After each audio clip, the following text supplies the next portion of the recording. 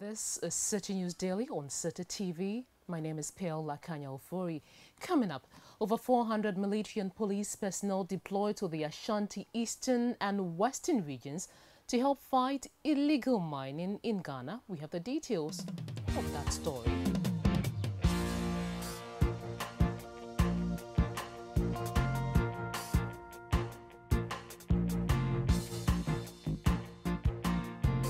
Today, over 400 military and police personnel were deployed to the Ashanti eastern and western regions to help government in the fight against illegal mining. Well, the activities of illegal miners have affected the nation's water bodies. The Minister for Defense, Dominic Nitu, has issued a stern warning to illegal miners and other interested groups not to stand in the way of the joint military and police task force deployed to stop galamsey. A different approach is being used to Operation Hot 1 and 2, where the task force was used for only 2-3 days and being done on a firefighting standard and moved away. We have been tasked to go and stay and stop this. I know that the men and women of the Ghana Armed Forces are professionals.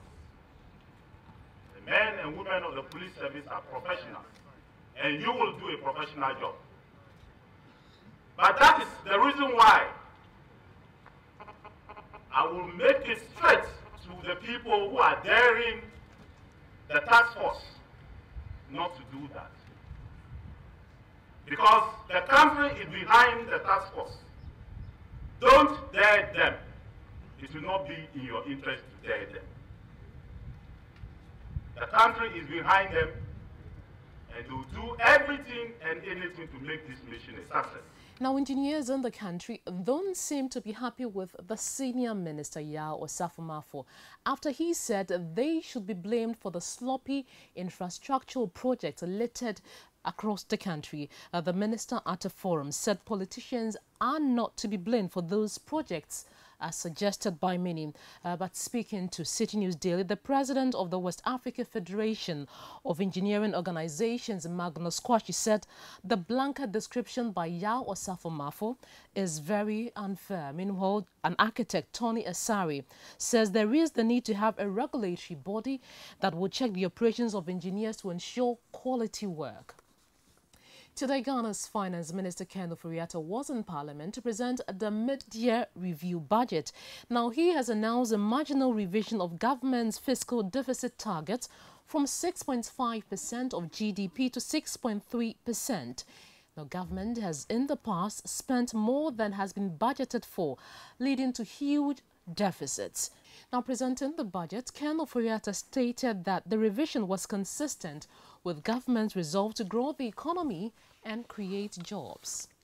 Now, let's stay in Parliament because the Speaker of that House, Professor Michael Quay, has hit back at the minority over recent accusations of bias against him. The minority side last week accused the Speaker of stifling opposition voice on the floor of Parliament. Now, Professor Michael Quay at today's sitting said he had been fair to the minority and advised them to stick to official ways of expressing their grievances. And that will be it for today's edition of Citi News Daily on Citi TV. My name is Akanya Ofori. Thanks so much for your time. Second Image International admissions in progress. Courses available include hairdressing, beauty therapy and fashion. Call us on 0243 331 999. Evening and weekend classes are also available.